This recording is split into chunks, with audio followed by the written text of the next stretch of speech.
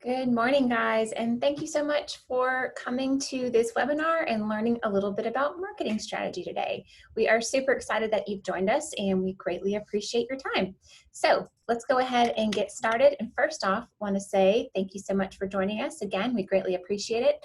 Just to give you a quick update on who we are a women's small-owned business based here in Huntsville, Alabama, and Flourish was established in 2018 with the intent of really helping businesses grow and figure out great growth paths for them to be able to succeed long term.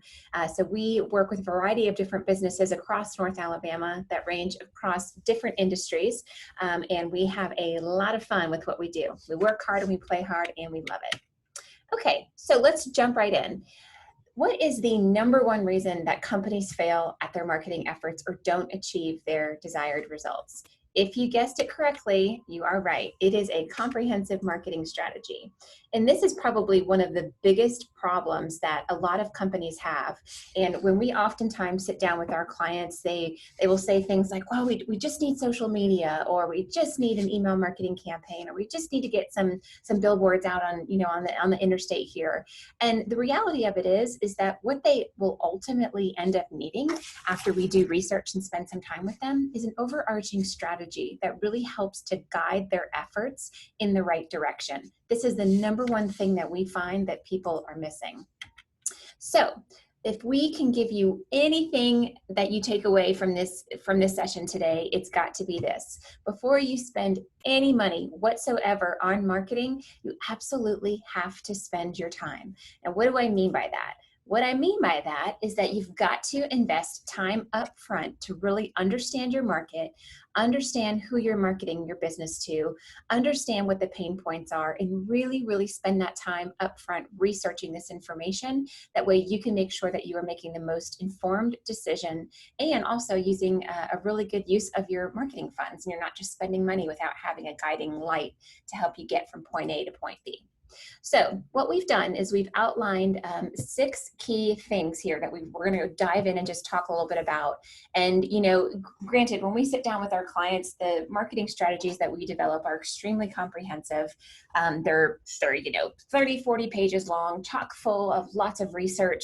But today we're going to give you sort of a high level outline of how you can be able to do this for your business, no matter what size it is, to be honest with you. So we're going to talk about key objectives and why establishing them is so important right up front. Probably one of there's a lot of important things here, but a very important part of this as well is understanding who your competition is. You've got to know who you're up against and what are they saying to their customers, and how are they communicating the benefits and the value behind their product or service. What innovative techniques are they using to be able to market their own business that maybe you're not doing. Next, we also want to understand who your target audience is. So you've got to know who you're marketing to. That way you can ensure that the information that you provide is relevant to their needs. Also, what platform is it best for you to market or advertise on? And when I say platform, I don't necessarily mean just social media. I mean a variety of different things that can be included within this. And so there's a tons of different ways that you can be able to reach out to your customers, and you've got to understand what type of platform to be on, and that will come from understanding your target audience as well.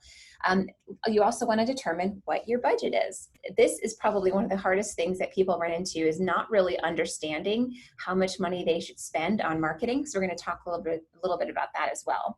And then lastly, once you have this upfront research done, you then lay out your tactics and figure out what you're going to actually implement that will help you reach those key objectives. Understand how you can differentiate yourself against your competition, really make sure that those tactics are geared to aim towards your target, and deliver it on the platform that they are, with spending the right amount of money that you feel comfortable with. So let's dive into each of these individually, and we'll just talk through them. So when you talk about your key objectives, what you're really trying to do here is understanding what you are trying to achieve.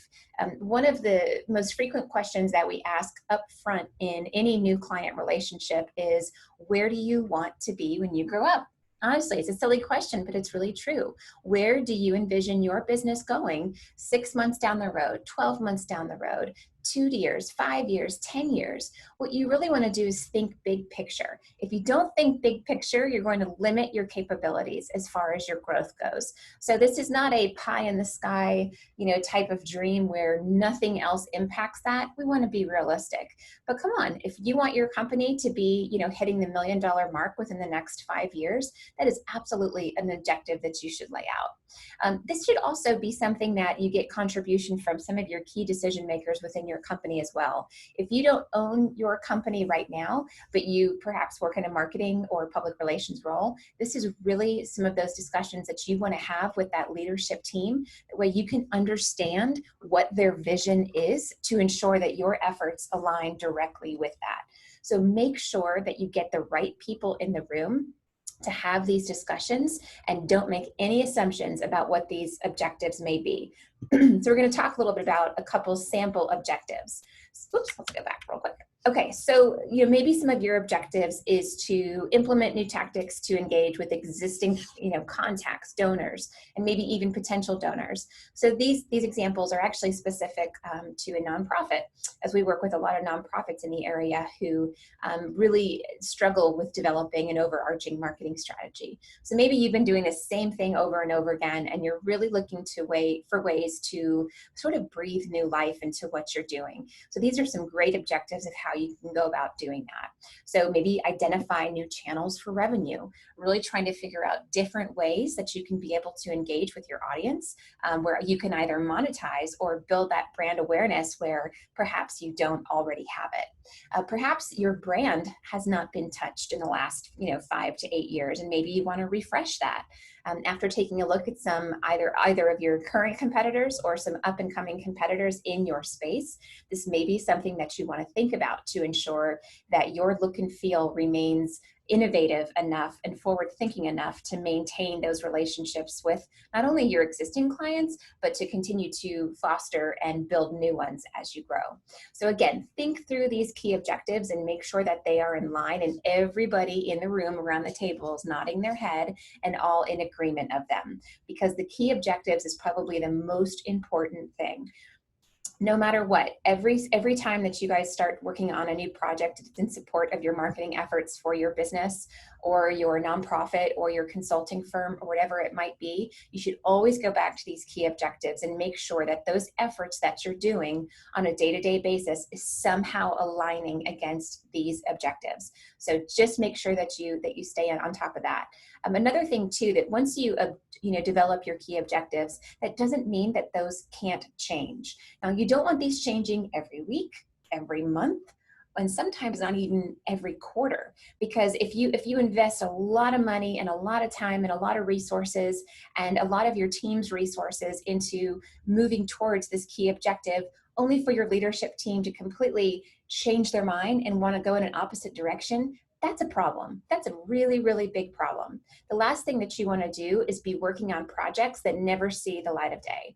You're quickly going to get the energy sucked out of you, and you're going to lose motivation to succeed and work really, really hard, which is why going back to having those key stakeholders involved in these discussions and having that open communication is so important.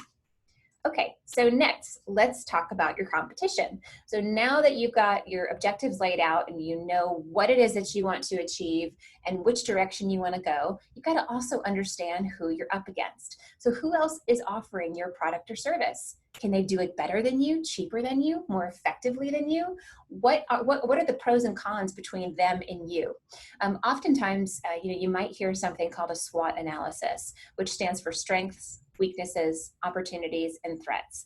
Sure, this is an approach that you can certainly take. It's just one of many, but this sort of framework really helps you to identify what your strengths are against a competitor, what your weaknesses are against that competitor, what opportunities is the market providing to you that you could take advantage of.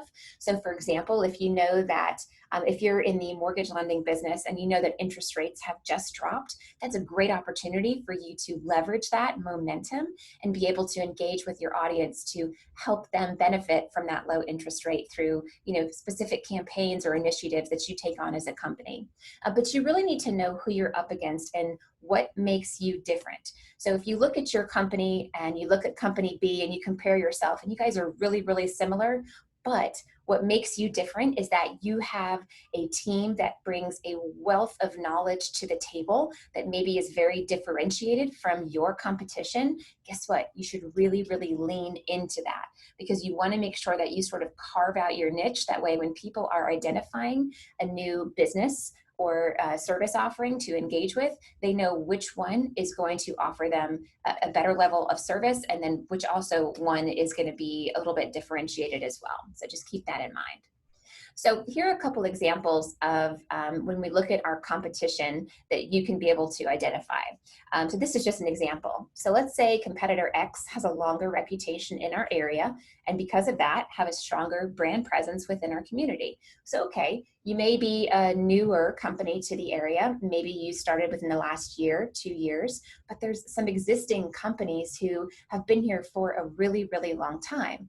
Yes, they may have more brand awareness, and yes, they may have stronger and deeper relationships because they've been in the community longer, but you could potentially use that to your advantage. Perhaps, and again, not knowing your business, but perhaps the technique or differentiator there is that you are innovative and forward thinking, and not you don't think in a traditional mindset, maybe like some other organizations might. And granted, you have to kind of dig into who these companies are and really figure out what makes you unique, but don't hesitate to lean into that, because that can actually work to your advantage. Another example when looking at your competition might be that your competition has a broader skill set and a more expansive team, which allows them to bid on bigger jobs. So sure, that may be a challenge for you because you can't afford to have, a large team like that. But guess what? If you build great relationships with different freelancers or contractors in the area, you can go after big pieces of business. You just have to do so very strategically. And, let's be honest, you don't have that overhead of having an employee on full time that you may not need all the time. So there's a benefit there. And then also maybe, another company has built a brand to be known for impactful digital marketing strategies, or very, very specific types of things that they can really lean into that they have been well known for, which is fantastic because they've obviously done a really, really great job of carving out their niche. So make sure that if you are wanting to lean in to that very same area, that you make sure that you do a lot of deep research there to understand that even though you both are offering the same types of services, what makes yours unique? Or if you have a broader service offering that you have in addition to that area of focus, maybe you spend a little bit more time advertising those particular things instead of the other item that your competitors are up against. So once we have our objectives figured out and we've identified our competitors and have done our research, we then want to really understand who is our target audience. This is so, so, so important, because if you don't know who you are marketing your product or service to, how the heck are you going to be able to communicate to them in a way that will resonate? So you want to ask yourself questions like, how old are they? And where do they live? And where do they consume their information? Do they spend a lot of their time on Facebook, or do they really like to spend a lot of their time on LinkedIn or reading traditional publications like magazines or newspapers? You really want to do your research and understand as much as you can about these people. Also, if you understand things like their age, and even their race and where they live and their income levels, these are all things that can really help to contribute to how you actually message your product. So for example, if you know that you are selling pool services, and maybe it's a pool, a pool gate system at, transitioning pools from chlorine over to salt water, maybe, pool liners, all those sorts of things. Typically, you're going to be looking at a family that has probably children in their home, which means you could maybe estimate that the couple, or, that the folks that live inside that home, the adults, are probably between the ages of, let's say, maybe 32 and 45, right? I mean, and so then they're going to live in areas that are, in the same vicinity as schools, most likely. So you can really start to kind of drill down and understand who these people are, the way you can be able to speak to them in a language that will resonate against what they're interested in hearing. So again, here's an example of what that might look like. Again, trying to understand what their annual income is, maybe what their background is, where they spend time, again, looking at different social media platforms, things like that. If you're hyper local and you're focused in on, maybe something that, an area that is directly surrounding your brick and mortar dance studio, for example, and you're really looking to just target people in that specific area, that actually makes it a little bit easier because you can be able to hone in on those other businesses in the area or other outlets where those people will frequent, whether that be parks that have walking trails, or local coffee shops, or local breakfast food joints, or even elementary schools and things like that that you can get into and just talk about the education around your dance studio and maybe offer some after school program or something along those lines. So it's a great way for you to get in front of that audience, but you have to know who that audience is first in order to do that. So once you have an understanding of that, then you also want to understand what your platform is. So again, this is a really great opportunity to dive into the analytics that a lot of platforms offer. And again, when I say platform, I don't just mean social media platforms, but this is also understanding if they do, engage with information through traditional media outlets, what websites they often frequent. One thing that is always a great tactic to think about when doing research around your audience is if you have existing customers that you work with, talk to them and ask them these questions. Really try to find out where they go to consume information, what influences their buying decisions and their purchasing decisions, what educates them, and where do they go to gain education around the service or product that they are looking for. Ask these questions and ask them often. Just asking them one time does not mean that they are going to continue like that. They are going to change. It may be that they lean heavily on one outlet, for a period of time, but then they switch over to something else. Going back to that example with the pool service company, Pinterest may be a great social platform for that because a lot of people go out to Pinterest to look for ideas on how on home improvement. So that might be a great place to be able to position our product and build thought leadership around our expertise and what it is that we offer. So this is a great rule as far as platforms to be on that we really want to hone in on, because you can't be in only one place, but you also can't be in all of them. So we have a lot of folks that we work with who think that because certain channels exist that they must be on them. So for example, our boss thinks that we need to be on LinkedIn and Twitter and Facebook and Instagram, and we've got to be heavily active on our Google business page as well. And hey, should we be on Snapchat? It's like, whoa, pump the brakes. You've really got to figure out what is going to work for you and do it really, really well. Oftentimes our recommendation, again, this is just with preliminary questioning and a little bit of research, is that pick one or two social media platforms and do them really, really, really well. You've got to understand how the tool works. You've got to understand the analytics. That way you can be able to tweak and assess your efforts. You can do some A/B testing, which is a phenomenal way to determine what resonates best with your audience, what gains the most engagement, what gains you, the most clicks and the most impressions and all that kind of stuff. And the way that you are able to understand that is being very comfortable with the tools that you are using. So learn how to use those to your benefit and do them really, really well before you decide to jump onto a different platform. Another thing that's really important here as well is that a lot of people think that they have to be on, several social media platforms, but the downside is that if you don't do a social media platform well, it can actually do harm to your brand than good. That's not good. So you want to make sure that your efforts are very strategic and that you focus on quality over quantity. So in talking with this, again, understanding about your platform, here's just a couple of ideas that you can kind of pull out of this exercise to understand how to target your audience where they are consuming information. So do they often stream services, through providers like Hulu and Netflix, or even YouTube? With YouTube being the second largest search engine in the world after Google, that might be a great opportunity for you if you're looking to push thought leadership with maybe some video content that you produce. Again, so understanding if your audience actually jumps onto some of these platforms, what their demographics are, this will really give you a good idea of whether or not you should be there or not. And I do want to mention that we do a deep dive and also offer some social media 101 webinars that you can download for free. And it'll give you a really good overview of each social media platform. That way you can understand what demographic typically uses that platform and what we think is the best option for you based on your business. So if you're wondering whether or not LinkedIn is right for you, or should you spend your time on Facebook, that is Social Media 101 webinar is a great webinar for you to check out because a lot of that information is included there. And of course, you can always reach out to us directly if you have any questions on that. Okay, so next, after we figure all this out, you need to understand what your budget is. So how much are you willing to invest in going after these customers? There's an acronym in the business world called CAC, or Customer Acquisition Cost.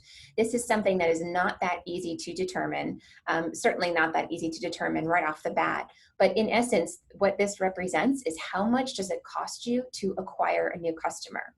If you don't understand what that is, it's really hard for you to work backwards from that and determine what your budget needs to be. So this is something that you really need to spend some time upfront in monitoring very closely. If you are a SaaS company and you're selling software online or services online or something along those lines, there are great ways that you can be able to track and monitor your conversion rates online.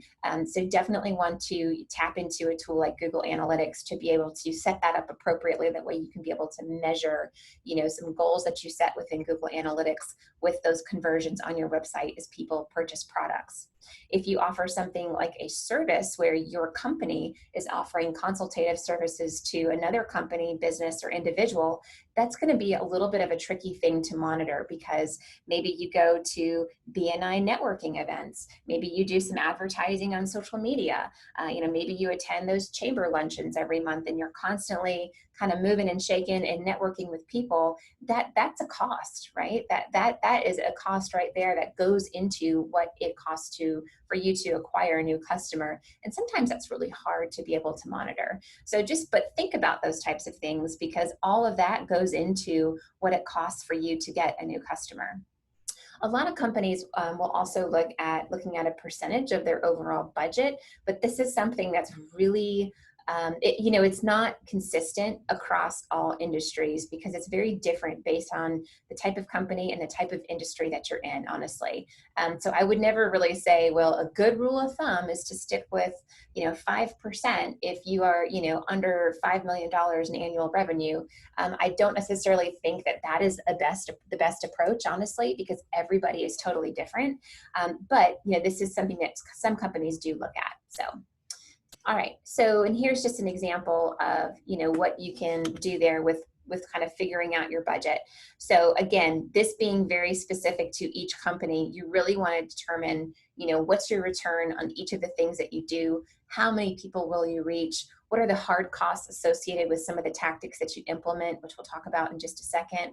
But the only way that you can be able to truly influence decisions is by using data analytics and information that will help to guide you in the right direction. So if you're just spending money on a print publication and you have no idea how many people it reached, you have no idea how many referrals it brought in, you have no idea of how many new customers it brought in, how the heck are you going to decide whether or not to continue with that print publication the next time it comes around?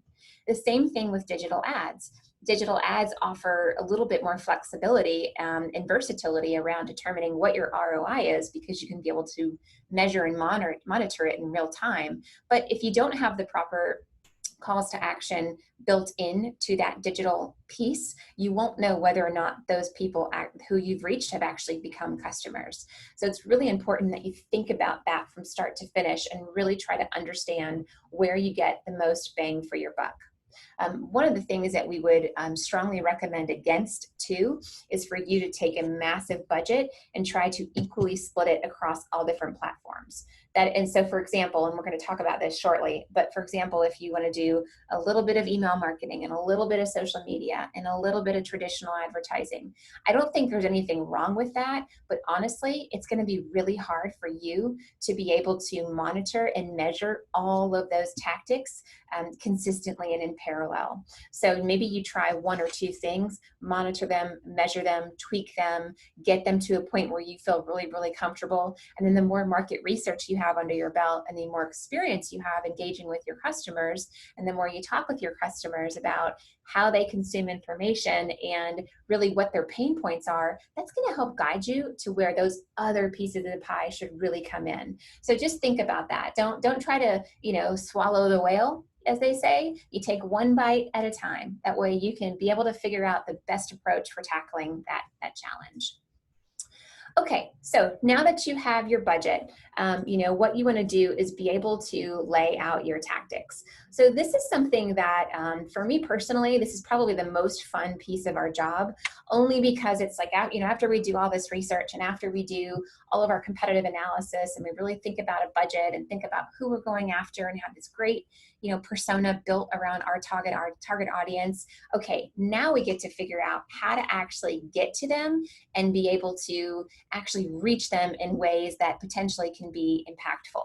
So what we've done here is we've laid out just a couple of different tactics that are pretty common within the marketing and advertising space. We'll jump into them just a little bit, each of them. We won't go into too much detail, and again, if you have any questions around these types of things, please don't hesitate to reach out to us. But we'll start at the top. So SEO, also known as search engine optimization. In essence, what this boils down to is the effectiveness of people being able to find you on the internet. That's ultimately what it is. So when people go in and they jump into Bing or Google and they try to search for a pool service company, Madison, Alabama, if your company does not pop up, your SEO is not very effective. And there are a variety of different things that contribute to a successful SEO strategy. Your website is probably the biggest one. There's a lot of different things that go into your website design, a variety of different things that if the website can be working against you as opposed to working for you. So definitely think about your website design and invest in this. Invest in your website. Don't think that, by throwing something up real quickly through a common CRM platform is going to check the box necessarily. Some of them are great, but some of them are not so great. So definitely think about how you can build a website that will work for you versus against you. Email marketing is a great tool that we recommend. It's something that's very simple and easy to do, but it also allows you to nurture that relationships with your clients on a regular basis. One suggestion, and there's a lot of suggestions around this topic, but I think the biggest suggestion from our standpoint on email marketing is don't make it about you. No offense, but nobody cares. And I don't mean that to be mean, but people don't want to be sold to. They want to build relationships and they want to engage and gain value from the relationship that they have with you as a company and as an individual. So, again, we'll just use that pool service company. If I'm on a distribution list for a pool services company in my area, I don't want to constantly get emails that say, buy my product, buy my product, buy my product. Instead, I want to get emails that give me education around, the best type of liners to have, in the Alabama sun, the best type of salt system to have installed for your pool that's not harmful to your skin, as I have 3 little kids who will be in the pool all the time. So I want to get that education around how I, as a consumer, can make a more informed decision when I'm purchasing a product or service. And the way that you do that is through education, and email marketing is a perfect way for you to do that. Social media is a huge proponent to promote businesses. And again, depending on whether you are a brick and mortar, your online retail business, your consultant, whatever the case might be, chances are social media should be in your marketing mix, period. Again, this does not mean that you spread that peanut butter super thin around every single platform. Instead, you pick 1 or 2 and you do them really, really well. But again, chances are, if you are a business looking to engage with a consumer, you should be on social media. And just a little fun fact, research has shown that when people go out and they try to research or learn about a new business, they do one of two things. They either jump over to Google or they look you up on Facebook, bottom line. So if you are not on either because your SEO is poor or you don't have a social media presence, that is not a good thing. So you definitely want to fix that. Public relations is another area of focus that we especially love so much. We love working with local media and publications and influencers within different industries to help build education and brand awareness around a lot of our clients, but also tell those untold stories about either a scenario or a brand or an experience that your company has been involved with that maybe not a lot of people get to see. So if you are, again, a hyper local company and you are only focused in the North Alabama area, or wherever you may be, 20 miles from where your business is, build some relationships with the local media. That includes, local influencer magazines, event magazines, the TV stations, radio outlets. If you have local influencers who focus in on, let's say, the restaurant scene or the retail scene, build relationships with those folks and really start to share information with them that you think might be relevant to them. This is something that can be extremely powerful if done right, because you're able to build organically your reach and the amount of people that will actually hear your message through a third-party outlet, which is great. It lends a lot of validity to who you are as an organization. So definitely spend some time on public relations. Traditional media, some people think it's dead. A lot of it is still alive. So whether that be, print publications, magazines, newspapers, again, event and lifestyle magazines, billboards, radio, there's a lot of different things that you can do from a traditional standpoint.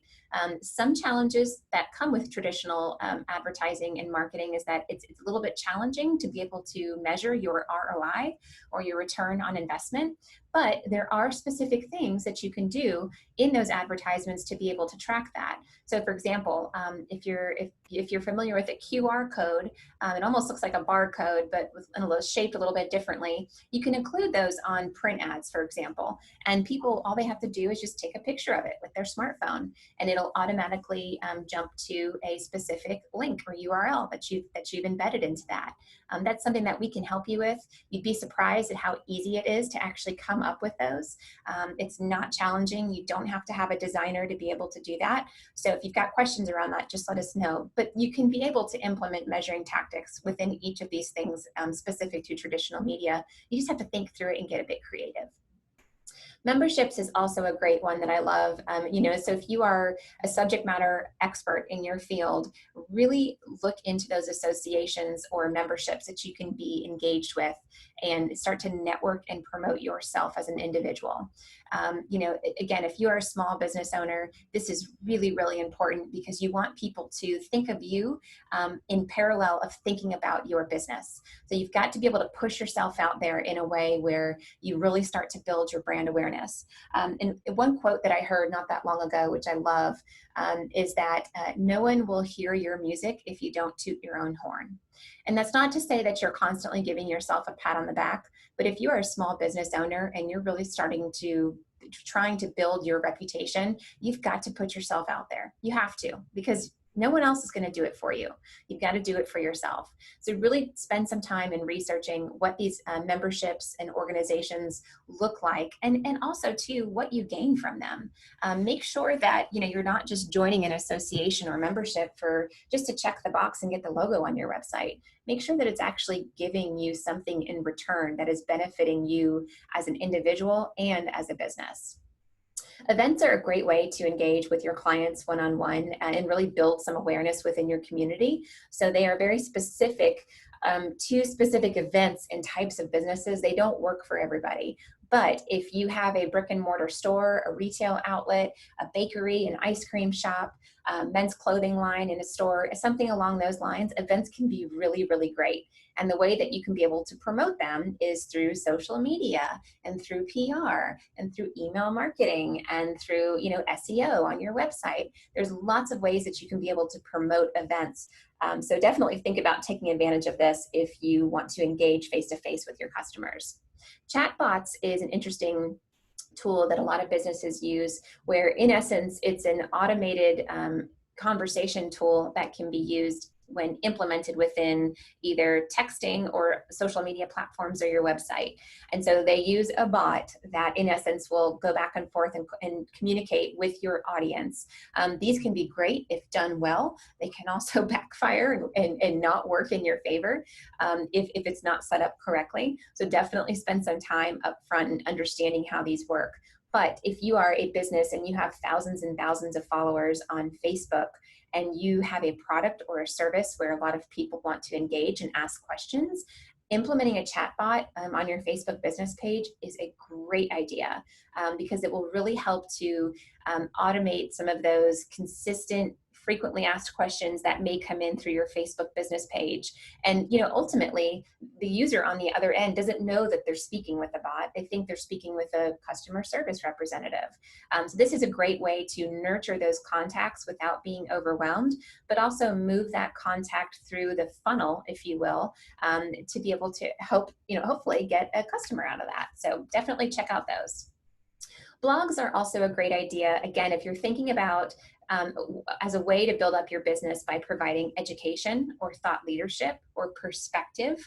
So for example, if you're a real estate agent, and you're really trying to carve out your niche and carve out your brand, in essence, you're trying to sell a lifestyle, right? Because of the homes that you sell and the experience that your clients have when working with you. So blog is a great way to be able to talk about those types of things that either a new homeowner would be interested in. If someone's trying to sell their home, what are some tips to be able to get their home, ready for sale? The blog is a great way to be able to do that. The blog can also generate content that you can be promoted through email marketing. It can be promoted through social media. It can be promoted through events. And it also helps with your search engine optimization. So the more content that you write, refresh content that's added to your website through your blog, the more robust your SEO plan will be. So definitely think about incorporating that into your website or other platform that you're on.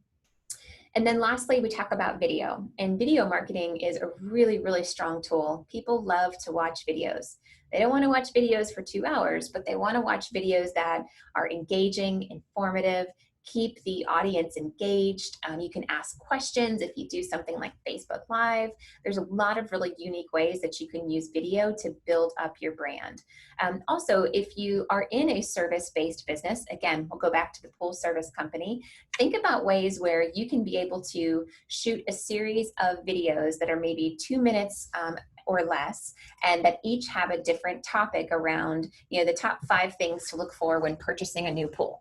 And so you do a quick video on each of those. Now, you're not necessarily promoting your business, but what you're doing is you're building your brand, and you're getting your face and your brand in front of potential customers that are going to, again, align you and align your business with being a subject matter expert in this field, which is exactly what you want. That way, when people think about a pool service provider, they think about your company. Okay, so moving on from this, I have to say that you are absolutely not done. So we talked about this just a little bit during this presentation, but this is super, super important. So just because you have some of these tactics implemented does not mean that all of these customers are going to come your way. If you build it, they will come. That is absolutely not the case. You have to make sure that you monitor and you measure and you tweak and you adjust and you pay attention to what it is that you're doing. That way you know what efforts are yielding the greatest return, okay? You've got to understand how things work. And if you don't understand how things work and what is giving you the greatest return, how the heck are you going to make informed decisions? How? To be able to figure out what works best. So if there's one thing that we would want to strongly recommend as it relates to monitoring and measuring your tactics, use analytics. Analytics is a great tool that is embedded in a lot of different platforms that you use or market on that really allow you to understand what's working and what's not working. So I'm going to give you just a quick example of some analytics that you can be able to measure if we go back to that previous pie chart when we looked at all the different tactics. So I'm not going to read through everything here, but you can obviously see that there's a lot of different things that you can be able to measure, from a number of views of how many people have read your articles, how many people clicked it or shared it on social media, how many people actually engaged with your content. Maybe they shared it, they commented, they liked it, all sorts of different things that you can be able to monitor in this. Also too, with Google Analytics, it's a phenomenal tool for you to be able to use. That way you can be able to track where your referral sources come from. So how many leads to your website did you get from Facebook? How many leads to your website did you get from, your local chamber that you are involved with? A lot of different things that you can be able to track using something like Google Analytics. Your email marketing campaign. How many people actually opted out and unsubscribed from that? If you have a pretty high rate on that, that's not a good thing. Maybe some of your content is a bit stale and needs to be refreshed. Maybe the design is a bit old and looks like something from the mid 90s. I mean, you definitely want to use some of these data analytics to be able to guide your decisions. I would recommend that you try to sit down and review analytics on your efforts at least once per month, if not more frequently than that. Frankly, I would rather do it, especially if you're doing heavy digital advertising. I would strongly recommend that you monitor it more often.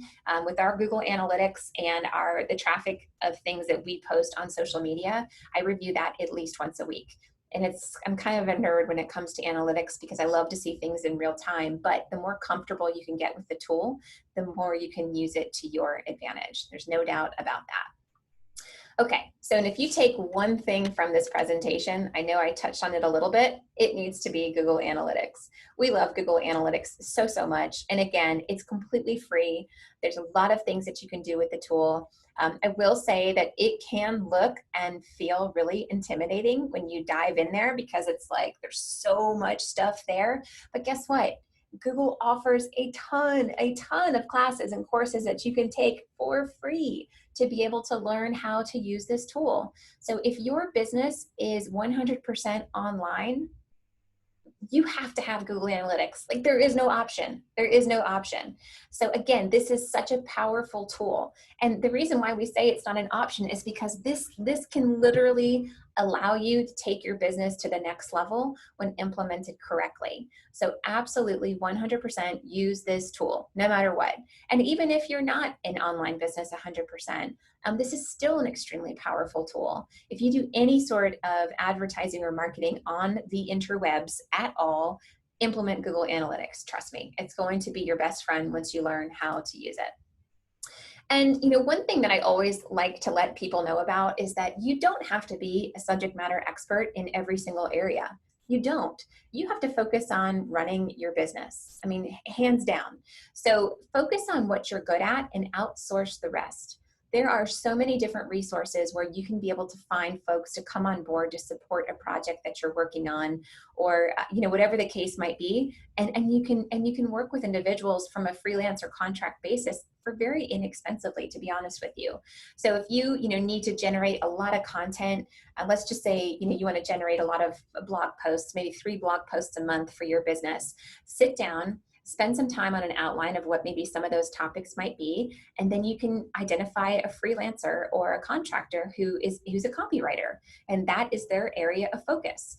There's a great resource called Upwork, UPWORK, Upwork, that houses a ton of different freelancers and contractors that you can post a job out there, which you can get uploaded within just a few minutes, and be able to have somebody apply for that job within an hour and have that project done within a day.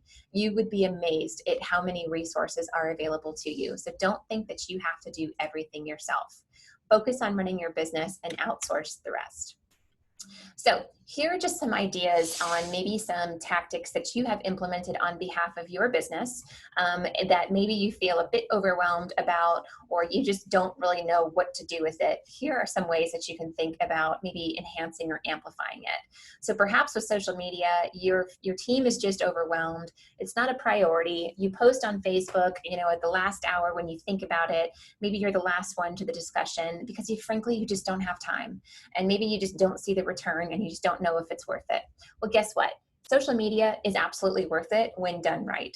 So one way that you can help to streamline that area is use automation tools. Develop a strategy, use automation tools where you can pre-schedule out your posts in advance. That way you're not having to worry about it on a day-to-day basis. There are a lot of social media automation tools out there.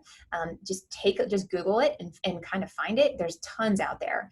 Facebook has its own built-in scheduler, so you can actually just automatically schedule it inside Facebook, or you can use tools like Sprout Social or Hootsuite. There's a lot of different ones, and those handle all different social media platforms. So Instagram, LinkedIn, Facebook, you name it.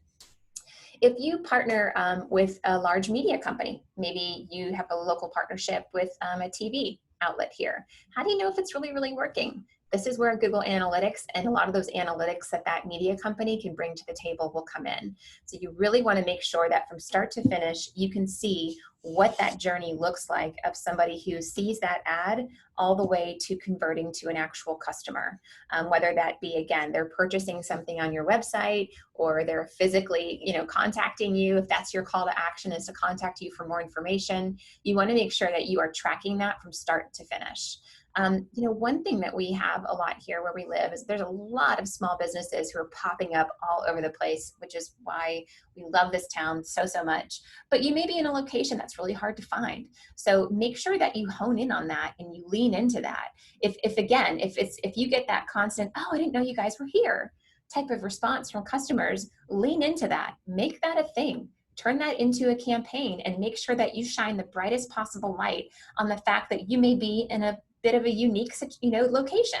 That's okay, but you've got to lean into that and make sure that businesses can find you.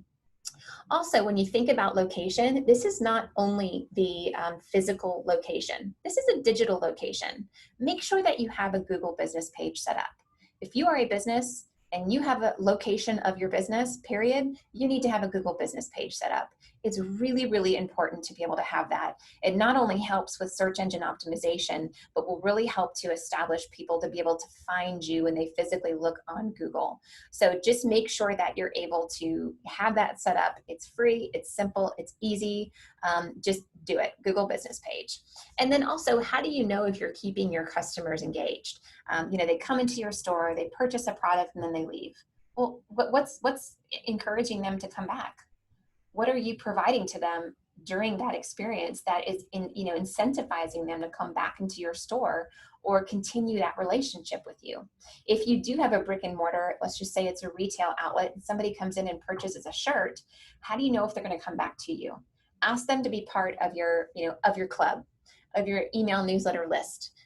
Give them a punch card, give them an incentive to get there. Tell them to follow you on Facebook for 10% off their next purchase. There's a lot of different things that you can do there to encourage that person to continue to engage. You just have to think outside the box, but then also think about, what does your customer want?